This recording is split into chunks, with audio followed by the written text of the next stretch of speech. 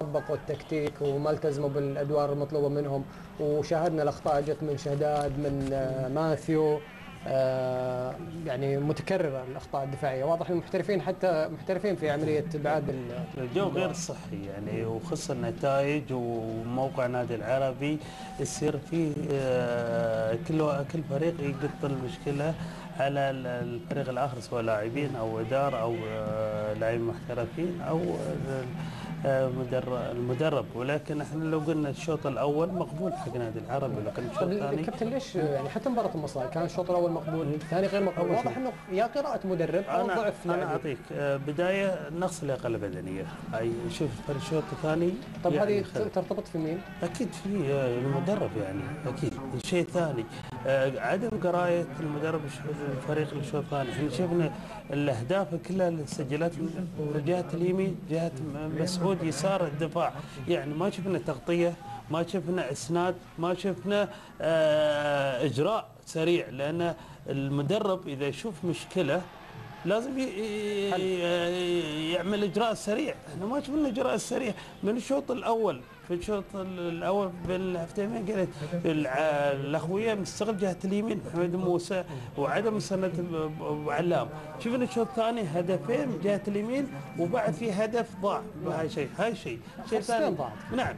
الشيء الثاني ابو علام الشوط الثاني مش موجود في الملعب، لان ابو علام ضاعت هويه اللاعب. لان مخليه يستلم يراقب محمد موسى. ذكرني ابو علام كابتن بيسكو بعطائه نهايه الموسم الماضي مع فريق العربي، يعني كان لاعب نجم، ولكن كثره المصائب وكثره المشاكل خلاص اللاعب ما يقدر يسوي لوحده كل شيء. هاي احنا نقول ذهنيا، اذا اذا اللاعب مش مقتنع في مركزه ما يدي دوره. شوف احنا ابو علام ما شفناه في الملعب يعني، خاصه الشوط الثاني. ولا ابو علام هو من الناس اللي يغير نتائج بهاي الشيء. احنا الجماهير كلها تطالب شلون ما يجلسون ابو علام من موهبه بهاي الشيء.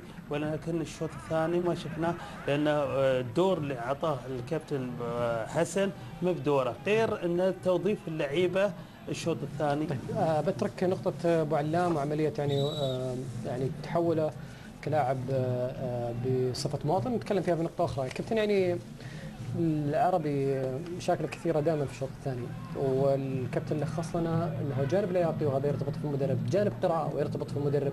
الكابتن عبد الله هو الوحيد حاليا هو اللي يضع يعني المشكلة بشكل أكبر على المدرب، يعني لا يرى أنه أوكي إنه اللاعبين مقصرين وعندهم جانب فني، ولكن في أمور ترتبط في المدرب. العربي رقميا على الارقام التي حققت حاليا. يعني شوف هو مدرب قدير ومدرب له تاريخه، ولكن لربما الظروف لم تخدمه بان ياتي في المكان ولا التوقيت المناسب. ولذلك حسن شحاته كمدرب لا يختلف عن الاثنين، ولكن لربما الظروف انا اقول بان لم تخدمه. ايضا المرحلة القادمة مطالب فعلا حسن أن يعمل شيء، طالما أنه رضى بأن يستلم الفريق بهذه الصورة عليه أن يعمل شيء. بس كابتن يعني نفس الدوري ما راح يعطيك أنك تعمل. أول شيء المباراة القادمة أمام الريان، والريان بدأ الآن في عودة الصحوة والقوة بالنسبة للفريق والانتصارات، بعدها الوكرة الجريح في خلال المباريات الماضية يود التصحيح. بداية القسم الثاني ستكون مع السد، يعني 3 مباريات يعني حصلت على نقطة جيدة. نعم، أنا أعتقد أن القسم الأول لن يستطيع العربي أن يجمع نقاط بهذه الصورة وبهذه الحالة، ولكن أنا أعتقد عند الانتقالات الشتوية وبداية مع القسم الثاني لربما تكون الظروف أكثر، وواضح بأن هناك في تغييرات سوف تكون في صفوف العربي. النادي عنده خزينة مالية يقدر يشتري لاعبين يسدون الخانة؟ ليس من الضروري أن تأتي بلاعبين سوبر، يعني أن تأتي بلاعبين مغمورين ولكن بإمكانيات بس جيدة. أنت عندك عقود ملزمة مع لاعبين، معناها أنك راح تلغي عقود مقابل أمور مالية. في سبيل أن تنقذ الفريق لابد وأن تلقي عقود، يعني في أسماء الآن مطروحة بإلقاء عقودهم، مثل يعني أنا أعتقد باري لن يستمر، وايضا يوسف حاجي اللي تم الاستغناء عنه. طيب اللي يلعبون اليوم من؟ لا انا هذا تخمين من عندي. طيب. وليس يعني من جهه رسميه، ولكن احنا من خلال تحليلنا ومن خلال مشاهداتنا نرى بان هؤلاء الاسماء لم تعمل شيء، مع ان عقودهم مستمره مع العربي، لكن ممكن ان تتم عمليه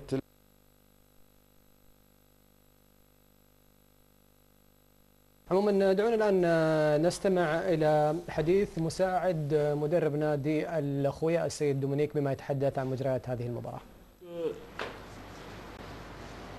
J'ai les repères de son travail et bien sûr, je continue à les mettre en application avec bien sûr le travail au quotidien avec les joueurs.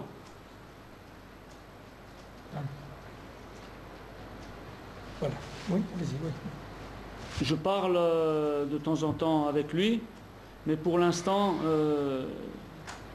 il doit prendre soin de sa santé et donc il va revenir bientôt. Hein. Il sera bientôt de retour. أنا الحقيقة أعمل منذ سنوات عديدة مع السيد جيرتس ونشكل فريق عمل متكامل. كما تعلمون بحكم الفترة الطويلة في التعامل مع بعضنا البعض أصبحت لدي عدة مؤشرات أو المؤشرات الخاصة بطريقة عمله بأسلوب تفكيره وبأساليب عمله، وهذه المؤشرات أستطيع أن أستخدمها وأوظفها في التعامل مع اللاعبين يوم المباراة وأيضا في التدريبات. أنا طبعا هناك تواصل كبير مع السيد جيرتس وأنا أتحدث معه كبيرا وأقول أن عليه أن يحافظ على صحته في هذه الفترة وإن شاء الله سيعود في القريب العاجل لقيادة الفريق. طبعا استمعنا لجزء من حديث السيد دومينيك مساعد المدرب السيد جيرتس، وتحدث ربما في سؤال من جانب الحضور حول غياب السيد جيرتس وتأثيره، وذكر بأن تواجده لفترة طويلة كمساعد لجيرتس يستطيع قراءة أفكار هذا المدرب والتواصل دائما ما يكون مباشر ومتواصل أثناء المباراة، لذا لن يؤثر ربما على الأخوية خلال الفترة القادمة. كنت نعود إلى قراءة هذه المباراة. الفريق الأخوية استطاع بالفعل بقراءة أيضا جيرتس ومساعده في هذه المباراة أن يكملوا عملية الضغط في الجهة اليمنى ويحصلوا على الأهداف المتبقية. بالضبط. من أداء الأخوية ما هو الأداء القوي المعروف المرعب يعني، بس أداء يمكن أداء نص قوته يعني، ولكن استغل نقاط ضعف النادي العربي جهة اليسار وعدم اقتناع بو علام مساعدة بوضعه، كذلك تغييرات الكابتن حسن. الصور الأخوية استغلوا الجهة اليمين محمد موسى مع نام وعلي عفيف وسجلوا أهداف، كذلك المغني اللي كان له دور في الهدفين. أجمل الأهداف صراحة نعم سجلت يعني. نعم في خط 18 يعني ما في مراقبة، ما في تركيز، ما في حتى تغطية هاي الشيء يعني. نعم. كنا نتكلم عن هذا الهدف اللي سجله علي حسن عفيف، وكان تعامل مراد يعني في عملية التلاعب بالمدافع، يعني كان مو بهالشكل عملية انه يستطيع التخلص منك لاعب، ولكن قيمة اللاعب.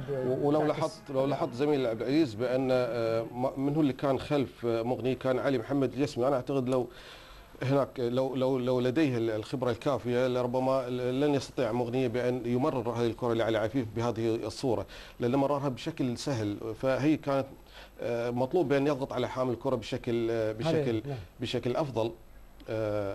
شوف الكره مغني يستلمها وعلي كان معاه، يعني ما في ضغط على حامل الكره وفي منطقه خطر في منطقه السته، فانا اعتقد انها كانت سهله بالنسبه لمغني يعني ان يلف ويمرر بشكل سلس ومن ثم يمررها لعلي عفيف الذي وجد المرمى خالي امامه. نعم.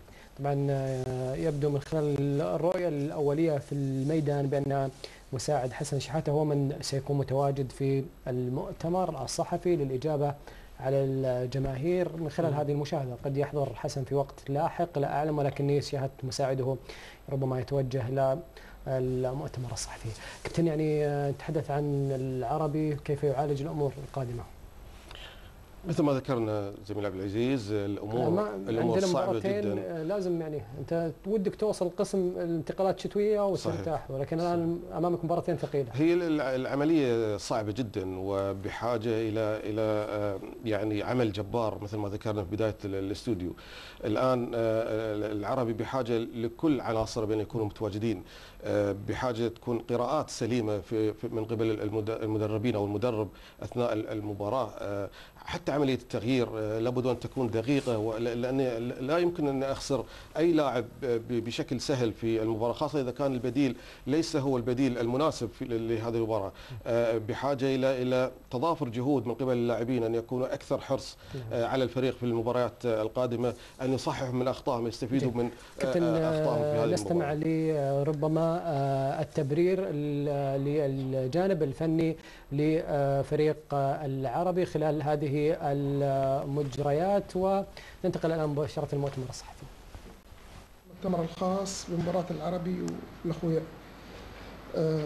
في البداية نعتذر عن حضور الكابتن حسن شحاتة، يمكن حس بتعب شوي بعد المباراة، وأرجو أن تلتمسون له العذر يعني في مثل هذه الظروف، وإن شاء الله يكون بخير وطيب. ويسعدني أن يكون مكانه الكابتن أحمد سليمان.